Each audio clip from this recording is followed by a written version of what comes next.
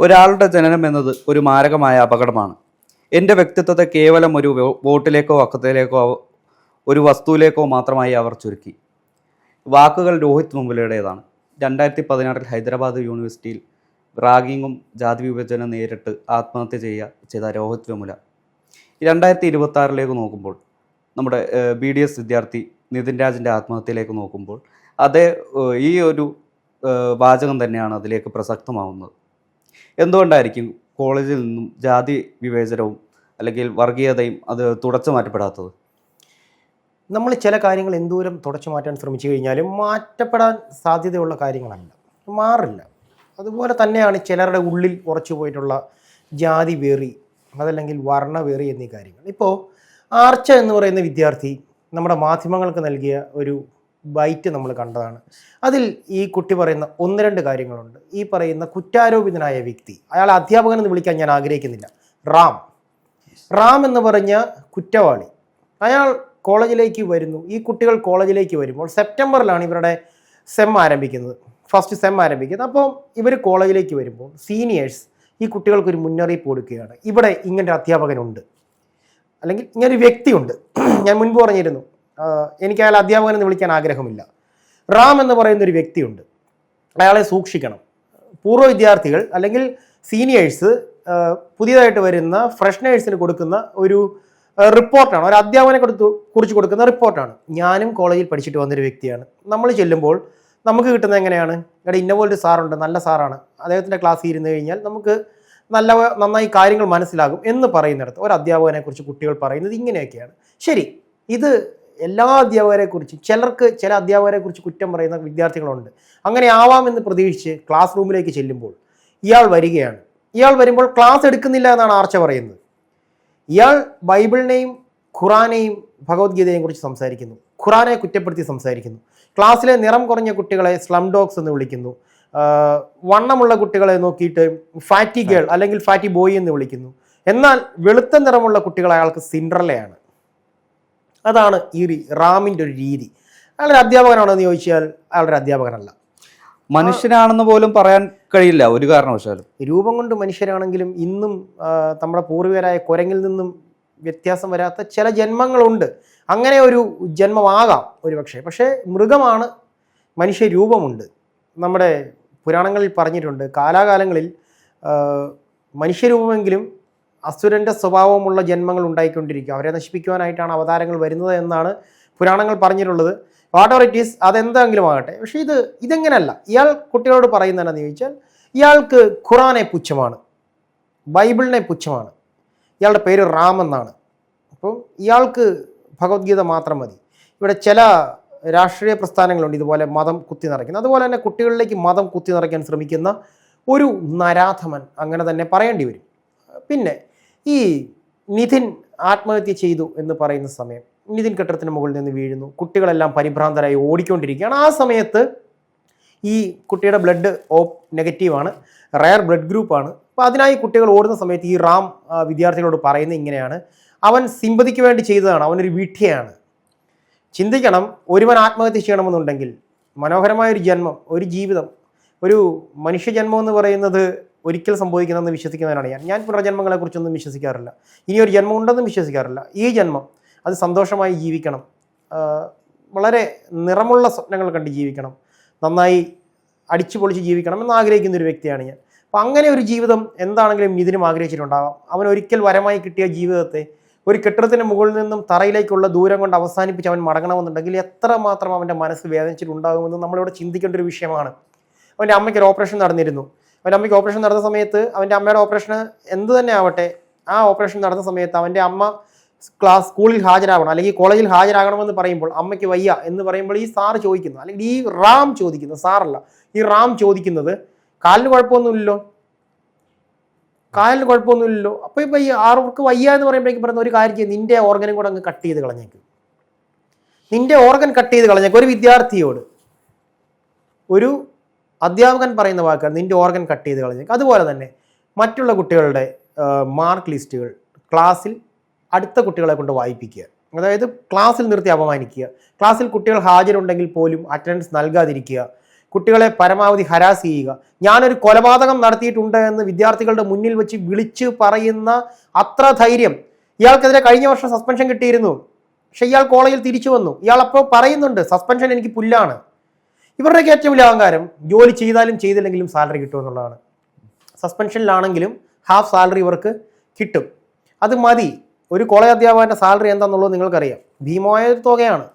ഒരു സാധാരണക്കാർക്ക് ലഭിക്കുന്ന തുകയേക്കാൾ മുകളിലാണ് ഒരു കോളേജ് അധ്യാപകന് ലഭിക്കുന്നത്. അതിന്റെ പകുതി എന്ന് പറഞ്ഞാലും ഒരു സാധാരണ കൂലിത്തൊഴിലാളിയേക്കാൾ കൂടുതൽ ഇദ്ദേഹത്തിന് സാലറി കിട്ടുന്നുണ്ട് എന്നുള്ള ധൈര്യം, ധാർഷ്ട്യം, ഇത് രണ്ടുമാണ് ഇയാളെ കൊണ്ട് ഇങ്ങനെ പറയിപ്പിക്കുന്നത്. അത് തന്നെയുമല്ല, ഇയാൾ അറ്റൻഡൻസ് കൊടുത്തില്ലെന്നുണ്ടെങ്കിൽ 5 വർഷത്തോളമാണ് ഈ പറയുന്ന BDSന്റെ ക്ലാസ് നടക്കുന്നത്. ഇയാൾ അറ്റൻഡൻസ് കൊടുത്തില്ലെന്നുണ്ടെങ്കിൽ അത് 10 വർഷമാവും, 12 വർഷമാവും. കുട്ടികളുടെ ഭാവി പോവുകയാണ്. ഇപ്പൊ ഇവിടെ നമ്മൾ കണ്ടു, അമ്മയെ തല്ലിയാലും രണ്ടുണ്ട് പക്ഷം എന്ന് പറയുന്നത് പോലെ ഈ ആർച്ച റാമിനെതിരെ പരാതിയുമായിട്ട് വരുമ്പോൾ സംഗീതയ്ക്ക് സപ്പോർട്ട് കൊടുത്തുകൊണ്ട് മറ്റൊരു വിദ്യാർത്ഥി വരുന്നു. പറയുന്നത് സംഗീത മാം വളരെ നല്ല ടീച്ചറാണ്, ടീച്ചർ ഞാൻ വളരെ സപ്പോർട്ട് ചെയ്യുന്നുണ്ട്, ഞാൻ 8 വർഷമായി കോളേജിൽ പഠിക്കുന്നു. ഇതൊക്കെ ഈ കുട്ടി പറയുമ്പോൾ വെള്ളപൂശ. 90% കുട്ടികളും ഈ 2 പേർക്കെതിരെ വിരൽ ചൂണ്ടി നിൽക്കുകയാണ്. അപ്പോൾ ഒരാൾ വന്ന് വെള്ളപൂശുമ്പോൾ വെളുപ്പിക്കുന്നതിനൊക്കെ ഒരു പരിമിതിയുണ്ട്. നമ്മളും ചോറൊക്കെ തന്നെയാണ് തിന്നുന്നത്. ഒരു ജന്മം അവസാനിപ്പിച്ചാണ് ഒരു കുട്ടി പോയിട്ടുള്ളത്. അവൻ സിമ്പതിക്ക് വേണ്ടി ചെയ്തതാണെന്ന് പറയുന്ന ആ ഒരു ക്രൂരത, എന്തൊക്കെ പറഞ്ഞാലും തൻ്റെ വിദ്യാർത്ഥികളിൽ ഒരാൾക്ക് എന്തെങ്കിലും പരിക്ക് പറ്റിയെന്ന് പറഞ്ഞാൽ ഒരധ്യാപകനും ഇങ്ങനൊന്നും പറയാൻ സാധിക്കില്ല. ഇയാളൊരു അധ്യാപകനാണോ എന്ന് നല്ല രീതിക്ക് സംശയം ആർക്കും വരാം. പിന്നെ റാമിനെ കുറിച്ച് ഞാൻ പറഞ്ഞ് അവസാനിപ്പിച്ചിട്ടില്ല. റാമിൻ്റെ ഏറ്റവും വലിയ പ്രത്യേകത, റാമിന് കറുത്ത നിറമുള്ളവരെ പുച്ഛമാണ്. കറുപ്പിനെ പുച്ഛമാണ് റാമിന്. സ്ലം ഡോഗ് എന്നാണ്. അതെ, കറുത്തവർ അയാളുടെ കണ്ണിൽ സ്ലം ഡോഗുകളാണ്. ഇവിടെ കറുത്ത ബ്രാഹ്മണരുണ്ടായിരുന്നു.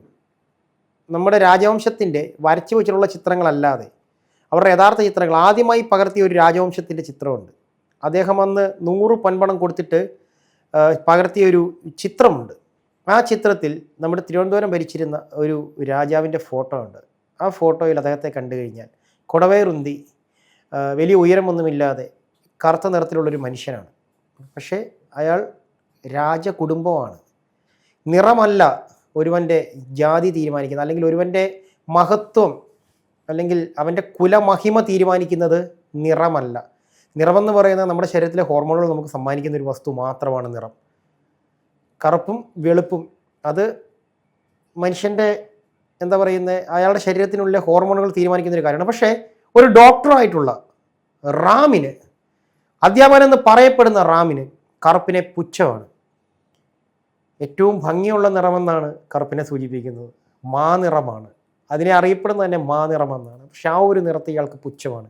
വെളുത്തത് മാത്രമാണ് അയാൾക്കെല്ലാം നല്ലത്. അതായത് എനിക്ക് തോന്നി ഇയാൾ കറുത്ത പശുവിൻ്റെ വെളുത്ത പാല് കുടിക്കുമെന്ന് തോന്നുന്നില്ല. കാരണം ഇയാൾക്ക് കറുപ്പിനെ പുച്ഛമാണ്. അപ്പോൾ കറുപ്പിൽ നിന്ന് വരുന്ന ആ വെളുത്ത പാൽ ഇയാൾക്ക് പറ്റില്ല. എന്തെങ്കിലും ആകട്ടെ, ഇപ്പോൾ ഇന്ന് നമുക്ക് ലഭിക്കുന്ന റിപ്പോർട്ടുകൾ അനുസരിച്ചിട്ട് അധ്യാപകരെ ഉടനെ അറസ്റ്റ് ചെയ്യില്ല, വെറും ഒരു സസ്പെൻഷനിൽ ഒതുക്കുകയാണ്. ഒരു വിദ്യാർത്ഥിയുടെ ജീവന് 6 മാസത്തെ സസ്പെൻഷനാണ് ഇവരിടുന്ന ശിക്ഷ. അറസ്റ്റ് ഉണ്ടാകില്ല എന്ന് പറയുന്നു. അറസ്റ്റ് ഉണ്ടായില്ലെന്നുണ്ടെങ്കിൽ വിദ്യാർത്ഥി പ്രക്ഷോഭങ്ങൾ ഉണ്ടാകുമെന്നുള്ള കാര്യം ഉറപ്പാണ്. ഈ രോഹിത് മെഹ്ലയുടെ കേസ് നമുക്ക് അറിയാം. അത് ഹൈദരാബാദിലാണ് സംഭവിച്ചതെന്നുണ്ടെങ്കിലും ഭാരതം മുഴുവൻ അതിൻ്റെ അലകൾ ആഞ്ഞടിച്ചതാണ്. രോഹിത് മെഹ്ല എന്ന് പറയുന്നത് പല പാർട്ടികളും തങ്ങളുടെ സ്വത്തെന്നുള്ള രീതിയിൽ ഉയർത്തി കാണിച്ചതാണ്. പാർട്ടി ഭേദമന്യേ, രാഷ്ട്രീയ ഭേദമന്യേ, ജാതി മതഭേദമന്യേ എല്ലാവരും കൈകോർത്ത നിമിഷങ്ങളായിരുന്നു രോഹിത് മെഹ്ല. കാരണം ജാതിവരുടെയും വർണ്ണവരുടെയും ആദ്യത്തെ ഇരയല്ല രോഹിത് മെഹ്ല. പക്ഷേ എന്തുകൊണ്ട് രോഹിത് മെഹ്ല ചർച്ചയാകപ്പെട്ടു എന്ന് ചോദിച്ചു കഴിഞ്ഞാൽ അവൻ്റെ വാക്കുകൾ, ഞാനൊരു വോട്ട് മാത്രമായി മാറി, അല്ലെങ്കിൽ ഞാനൊരു ഒബ്ജക്റ്റ് മാത്രമായി മാറി, ഒരു വസ്തു അത് മാത്രമായി മാറി. കാരണം എൻ്റെ ആത്മാവിനിൽ നിന്ന് വിട്ടുപോയിരിക്കുന്നു, ഇനിയുള്ളത് എൻ്റെ പിണ്ടം മാത്രമാണ്. ആ പിണ്ടത്തെ വോട്ടിനുള്ള ആയുധമാക്കി മാറ്റും എന്നുള്ള മുന്നറിയിപ്പ് കൊടുത്തിട്ടാണ് രോഹിത് മെഹ്ല മടങ്ങുന്നത്. അവനറിയാം അവൻ ഒരു വോട്ടിംഗ് തന്ത്രം മാത്രമായി മാറും. അവൻ്റെ ജീവനെ ഉയർത്തി കാണിച്ച് വോട്ട് നേടപ്പെടും. ചേട്ടാ, മാതാപിതാ ഗുരു ദൈവം, ദൈവത്തിന് മുകളിൽ, അതായത് മാതാവിനും പിതാവിനും ശേഷമാണ് ആ ഗുരുവിൻ്റെ സ്ഥാനം. അതായത് മനസ്സിൻ്റെ ഇരുട്ടിനെ നീക്കുന്നവൻ ആരോ അവനാണ് ഗുരു. പക്ഷേ മനസ്സിലെ ഇരുട്ടുമായി വിദ്യാർത്ഥികളിലേക്ക് എത്തുന്ന ഗുരു അവരിലേക്ക് വർഗീയതയും വിഷവും കുത്തിവെക്കുന്നു. ഇത് ഒറ്റപ്പെട്ട സംഭവമല്ല. നോർത്ത് ഇന്ത്യയിൽ ഇതുപോലുള്ള സംഭവങ്ങൾ നമ്മൾ നോർമലൈസ് ചെയ്യുമ്പോൾ കേരളത്തിൽ നമ്മുടെ തൊട്ടടുത്ത് ഇതുപോലെ ഒരുപാട് സംഭവങ്ങൾ കാണുന്നതാണ്. ഇപ്പോൾ Kottayam MG university Deepa P Mohan എന്ന ഒരു വിദ്യാർത്ഥിനി ഫെലോഷിപ്പിന് വേണ്ടി 10 വർഷമാണ്, വിലപ്പെട്ട 10 വർഷമാണ് അവിടെ അവരുടേത് പാഴാക്കിയത്. നന്ദകുമാർ കല്ലരിക്കൽ താഴ്ന്ന ഒരു താഴ്ന്ന കിടയിലുള്ള ഒരു വിദ്യാർത്ഥിയോട് അയാൾക്ക് പുച്ഛമാണ്. ഇപ്പോൾ പറഞ്ഞ പോലെ ഉയർന്ന ജാതിയിലേക്ക് മേളിലെ താഴെ ജാതി ഉള്ളവരോടുള്ള ഒരു സുപ്പീരിയറിറ്റി കോംപ്ലക്സ് ഉണ്ടാവില്ലേ? എത്രത്തോളം കേസുകളുണ്ട്. KR നാരായണൻ ഇൻസ്റ്റിറ്റ്യൂട്ട് അറിയാമല്ലോ, ആ സംഭവം അറിയാമല്ലോ, തൊട്ടടുത്താണ് വീണ്ടും. അതെ, KR നാരായണൻ ഇൻസ്റ്റിറ്റ്യൂട്ടിൽ ജീവനക്കാരോടും അവിടെയുള്ള വിദ്യാർത്ഥികളോടും ഒരുപോലെ പുച്ഛത്തോടെയാണ് അവിടുത്തെ ഡയറക്ടർ പെരുമാറിയിരുന്നത്. അയാളെ മറ്റൊരു സ്ഥലത്തേക്ക് മാറ്റിയെന്നല്ലാതെ അയാൾക്കെതിരെ കൂടുതൽ നടപടി കാര്യങ്ങളൊന്നും എടുത്തിട്ടില്ല.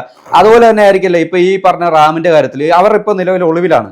അവർക്കെതിരെ ഒരു കൂടി വന്നാൽ ആത്മഹത്യാ പ്രേരണ കുറ്റം ചുമത്തുമായിരിക്കും. അതല്ലാതെ വേറെ എന്ത് നടപടി എടുക്കും? ആഷിക്ക് പറഞ്ഞ ഒരു വാക്കിനെ ഞാൻ തിരുത്തി പറയുവാണ്. മാതാവിനും പിതാവിനും ശേഷം ഗുരു. അങ്ങനെയല്ല, മാതാപിതാ ഗുരു ദൈവം എന്ന് പറഞ്ഞു കഴിഞ്ഞാൽ ഇവർ 3 പേരുമാണ് ദൈവം. ഇവർ 3 പേർക്കും തുല്യതയാണ്. മാതാവ്, പിതാവ്, ഗുരു. മാതാ പിതാ ഗുരുർ ദൈവം. അതായത് മാതാവും പിതാവും ഗുരുവുമാണ് ദൈവം. അതാണ് ആ വാക്കിനർത്ഥം. അപ്പോൾ ദൈവത്തിന് തുല്യരായിട്ടുള്ള ഈ 3 വ്യക്തികളിൽ ഒരു വ്യക്തി തെറ്റായി പോയാലും ഒരു വിദ്യാർത്ഥിയുടെ അല്ലെങ്കിൽ ഒരു യുവത്വത്തിൻ്റെ അടിത്തറ ഒന്നാകെ ഇളകി നഷ്ടപ്പെടും. അത് ഉറപ്പായ കാര്യമാണ്. കാരണം അച്ഛനും അമ്മയ്ക്കും പഠിപ്പിച്ചു കൊടുക്കാൻ പറ്റുന്ന കാര്യങ്ങളെന്ന് പറഞ്ഞു കഴിഞ്ഞാൽ സംസ്കാരം മാത്രമാണ്. വിദ്യാഭ്യാസം, അതായത് അറിവ്, അത് പകർന്നു കൊടുക്കുന്നത്. സംസ്കാരവും അറിവും കൂടെ ചേരുമ്പോഴാണ് ഒരു മനുഷ്യൻ നിർമ്മിക്കപ്പെടുന്നത്. സംസ്കാരം കൊണ്ട് മാത്രം ഒരു മനുഷ്യനുണ്ടാവില്ല, അറിവ് കൊണ്ട് മാത്രം ഒരു മനുഷ്യനുണ്ടാവില്ല. കാരണം ഒരുവന് സംസ്കാരമുണ്ട്, പക്ഷെ അവന് വിദ്യാഭ്യാസം ഇല്ലെന്നുണ്ടെങ്കിൽ അവൻ ജീവിച്ചിരുന്നിട്ടൊരു കാര്യവുമില്ല. അവനെക്കൊണ്ട് ഈ നാടിനോ ഈ ജനങ്ങൾക്കോ യാതൊരു പ്രയോജനവുമില്ല. എന്നാൽ ഒരുവന് വിദ്യാഭ്യാസമുണ്ട്, എന്നാൽ അവന് സംസ്കാരമില്ലെന്നുണ്ടെങ്കിൽ അവനെക്കൊണ്ടും ഈ നാടിന് യാതൊരു പ്രയോജനവുമില്ല.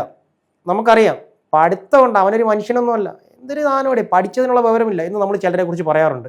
അയാൾക്ക് വിദ്യാഭ്യാസമുണ്ട്, എന്നാൽ സംസ്കാരമില്ല. നമ്മൾ പറയാറുണ്ട്, ഇടി നല്ലൊരു മനുഷ്യൻ, പക്ഷേ അയാൾ എന്ത് മണ്ടത്തരോടെ പറയുന്നത്. അതെന്തുകൊണ്ടാണ്? അയാൾക്ക് സംസ്കാരമുണ്ട്, പക്ഷേ വിദ്യാഭ്യാസമില്ല.